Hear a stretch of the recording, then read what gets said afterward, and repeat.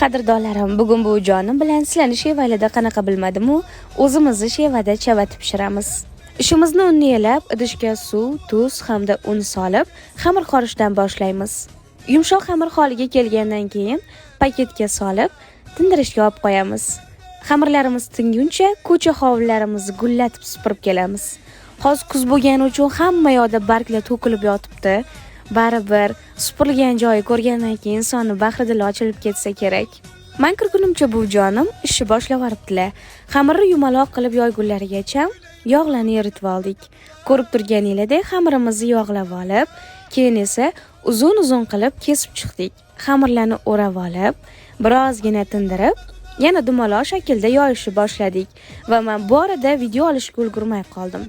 Ko'rib turganingizdek qizib turgan tovaga chavatlarimizni solib, yog'lab, qizarguncha pishirib olamiz.